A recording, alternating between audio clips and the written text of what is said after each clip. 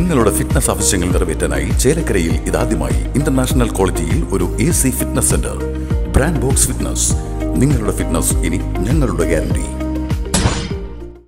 Pazhayannur Kunnathara ALP സ്കൂളിൽ പഠനോത്സവം സംഘടിപ്പിച്ചു. പഴയന്നൂർ ഗ്രാമപഞ്ചായത്ത് അംഗം KM അസീസ് പഠനോത്സവം ഉദ്ഘാടനം ചെയ്തു. പഴയന്നൂർ കുന്നത്തറ ALP സ്കൂളിലെ വിദ്യാർത്ഥികൾ ചേർന്ന് ശനിയാഴ്ച രാവിലെ കോടത്തൂർ ഭഗവതി ക്ഷേത്രത്തിന്റെ സമീപത്തുള്ള ആൽമര ചുവട്ടിലിരുന്നാണ് പാട്ടുപാടിയും കളിച്ചിരിയുമായി പഠനോത്സവം സംഘടിപ്പിച്ചത്. പഴയന്നൂർ ഗ്രാമപഞ്ചായത്ത് അംഗം KM അസീസ് പഠനോത്സവം ഉദ്ഘാടനം ചെയ്തു. സർക്കാരിന്റെ കീഴിലുള്ള ഒരു സ്കൂളിലൊക്കെ ഒരു രംഗമാണ് ഇവിടെ കണ്ടത്. ഇതൊരു പക്ഷേ സ്വകാര്യ സ്കൂളിൽ കിട്ടിയെന്നില്ല. കാര്യം നമ്മൾ ഇഷ്ടംപോലെ ഫീസ് കൊടുക്കും, വണ്ടി സൗകര്യം ഉണ്ടാവും, നമ്മൾ വീട്ടിൽ കൊണ്ടു നടക്കും, കോട്ടും ടൈയും സൗകര്യങ്ങളൊക്കെ ഉണ്ടാവും. ഇതുപോലെ കുട്ടികളുടെ തലയിലേക്ക് തന്നെ കയറാനും ആ കയറിയത് അവരുടെ മനസ്സിൽ ഉറച്ചു നിൽക്കാനും നമ്മുടെ സർക്കാർ സ്കൂളുകൾ എന്നും മുൻപന്തിയിൽ ഉണ്ടാവുന്നതാണ് ഇതിന്റെ ഒന്നാമത്തെ തെളിവാണ് ഇന്നിപ്പോൾ നമ്മൾ കണ്ടത്. കുന്നത്തറ സ്കൂൾ പ്രൈവറ്റ് സ്കൂളാണെന്ന് പറയുന്നുണ്ടെങ്കിൽ അത് സർക്കാരിന്റെ കീഴിലുള്ള സ്കൂളാണ്. നമുക്കൊക്കെ ആവശ്യം നമ്മുടെ വീട്ടിൽ മഞ്ഞ കളറും വെള്ള കളറും നീല കളറിലുള്ള ബസ്സുകൾ വരണം. അതിൽ നമ്മുടെ കുട്ടികളെ ഒരു പ്രത്യേക ഡ്രസ്സ് പറഞ്ഞയക്കണം എന്നുള്ളത് നമ്മളൊരു കാഴ്ചപ്പാടുണ്ടല്ലോ. അതൊക്കെ ഒരുപാട് മാറിപ്പോയിട്ടുണ്ട് നമ്മുടെ നാട്ടില്. ഇന്ന് നമ്മുടെ സർക്കാർ സ്കൂളുകളിൽ കണ്ടില്ല അവരൊക്കെ ഒരു ആവേശം. അപ്പൊ അവരോടൊക്കെ ഓരോ ചോദ്യങ്ങൾ ചോദിച്ചാൽ അതിന് വ്യക്തമായ മറുപടി പറയും. പക്ഷെ പല രക്ഷിതാക്കൾക്കും മറുപടി പറയാൻ കഴിയുന്നു വരില്ല.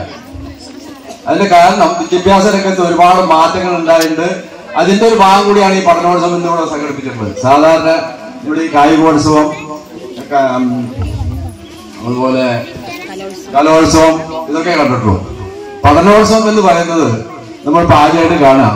ഇതെന്തായാലും ഒരു നിത്യസംഭവമായി നമ്മുടെ സമൂഹത്തിന് മാറും. കാരണം നമ്മുടെ പ്രദേശത്തെ കുട്ടികളുടെ കഴിവുകൾ നമ്മുടെ പ്രദേശത്തുള്ളവർക്ക് നേരിട്ട് കാണുന്നതിനും അവരെ പ്രോത്സാഹിപ്പിക്കുന്നതിനും അവർക്കൊക്കെ എന്തൊക്കെയാണ് അവരുടെ കഴിവുകളുള്ളത് അത് നമുക്ക് നേരിട്ട് കാണുന്നതിനുമുള്ള ഒരു അവസരം കൂടിയാണ് ഈ പഠനോത്സവം. സ്കൂളിലെ 3ാം ക്ലാസ് വിദ്യാർത്ഥിനിയായ MS സിദ്ധ്യ അധ്യക്ഷത വഹിച്ചു. സ്കൂൾ പ്രധാനാധ്യാപിക പ്രമീള പദ്ധതി വിശദീകരണം നടത്തി. അതും കാരണം നിങ്ങൾക്കറിയാം, ഒരു ആഗോളവൽക്കരണത്തിന്റെ ഒരു കാലഘട്ടത്തില് എല്ലാവരും ഇംഗ്ലീഷ് ഭാഷയെ വല്ലാതെ പ്രണയിക്കുകയും അതിന്റെ പിന്നാലെ പരക്കം പായുകയും ചെയ്യുന്ന ഒരു സന്ദർഭത്തിലാണ് നമ്മുടെ വിദ്യാലയത്തിനും ഇത്തരത്തിലുള്ള ഒരു ദയനീയ അവസ്ഥയിലേക്ക് മാറി നിൽക്കേണ്ടി വന്നത്. പക്ഷെ ജനം ഇന്ന് തിരിച്ചറിയുകയാണ്.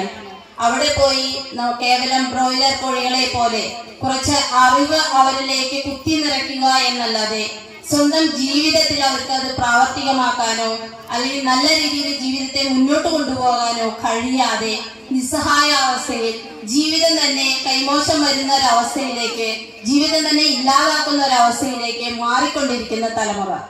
അത് തിരിച്ചറിഞ്ഞുകൊണ്ട് ഇപ്പൊ ജനങ്ങൾ തിരിച്ച് നമ്മുടെ പൊതുവിദ്യാലയങ്ങളെ കൂടുതലായി ആശ്രയിക്കുക അല്ലെങ്കിൽ സമീപിക്കുന്ന ഒരു അവസ്ഥയിലേക്ക് വന്നുകൊണ്ടിരിക്കുകയാണ്. അപ്പൊ എനിക്കും അത് തന്നെയാണ് എല്ലാവരോടും പറയാനുള്ളൂ. ജീവിതം ഒന്നേ ഉള്ളൂ. ആ ജീവിതം നല്ല പോലെ മുന്നോട്ട് കൊണ്ടുപോകാൻ അറിവ് മാത്രം പോരാ, കിട്ടിയ അറിവിനെ പ്രാവർത്തികമാക്കാൻ നമ്മുടെ മക്കൾക്ക് കഴിയണം. ഞാൻ നേടിയത് അല്ലെങ്കിൽ ഞാൻ പറയുന്നത് ഇന്ന കാരണം കൊണ്ട് ശരിയാണ് എന്ന് സമർത്ഥിക്കാനുള്ള യുക്തിബോധം വേണം.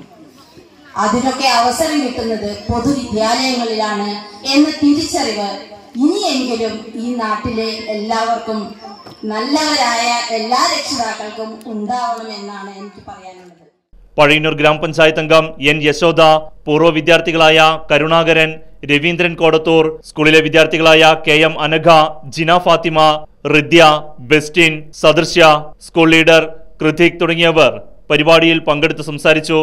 കസേരകൾക്ക് ഒരു മഹത്തരമായ ഒരു കാഴ്ചപ്പാടുണ്ട്. ആ കസേരകൾ നേടിയെടുക്കുക എന്നുള്ളത്. അത്തരം കസേരകൾ നേടിയെടുക്കാൻ അവരെ കഴിവുള്ളവരാക്കി മാറ്റുക എന്നാണ് ഇതിന്റെ പിന്നിലുള്ള ലക്ഷ്യങ്ങൾ. ഓരോ കുഞ്ഞുങ്ങൾക്കും ഓരോ കഴിവുകളാണ്. എല്ലാവർക്കും ഉണ്ട്. എല്ലാവരും ചിലപ്പോൾ ചളിയിൽ പുരണ്ട് കിടക്കുകയായിരിക്കും. തേച്ച് മിനുക്കി എടുക്കണം, വൈഡൂര്യങ്ങളായിരിക്കും. അത് നമ്മൾ കണ്ടെത്തണം.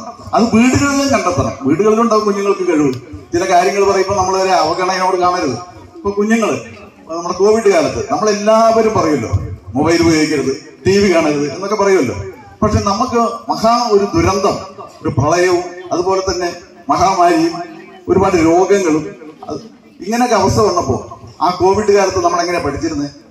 കുന്നത്ര സ്കൂൾ പൂട്ടിയിട്ടൊന്നുമില്ല. കുന്നത്ര ALP കുന്നത്ര പൂട്ടിയിട്ടും ക്ലാസ്സിൽ അടച്ചിട്ടുണ്ടെങ്കിലും പഠനത്തിന്റെ കാര്യത്തിൽ പൂട്ടിയിട്ടിട്ടില്ല. കുഞ്ഞുങ്ങൾ പഠിപ്പിച്ചിരുന്നു. ടീച്ചർമാര് എങ്ങനെയാ പഠിപ്പിച്ചിരുന്നത്? ആ സ്കൂളിൽ കുഞ്ഞുങ്ങൾക്ക് വേണ്ട മൊബൈലുകൾ എന്റെ സുഹൃത്തുക്കളടക്കം പലരും ഇവിടെ ഇരിക്കുന്ന പലരും സുമനസ്സുകൾ സഹായിച്ചതിന്റെ പേരിൽ ടീച്ചർമാരെല്ലാവരും കേട്ടോ സഹായിച്ചതിന്റെ പേരിൽ ഒരു മുടക്കവുമില്ലാതെ പഠനം നടന്നെന്നുള്ളതാണ്. അപ്പൊ അതുകൊണ്ട് എന്തുണ്ടായി, നമ്മുടെ അമ്മമാരൊക്കെ മൊബൈൽ പറഞ്ഞ ഫോൺ വിളിക്കും, ഹലോ എന്താന്ന് കൂട്ടാൻ, നീ ഉറങ്ങിയോ, ഇതൊക്കെ ചോദിക്കുന്ന അമ്മമാരൊക്കെ മാറി. അപ്പൊ ടി വിയിൽ നിന്നൊക്കെ മാറി അമ്മമാര്, അവരെന്തായി മൊബൈലിലായി, സൗഹൃദ സംഭാഷണങ്ങളായി. Right news Pazhayannur.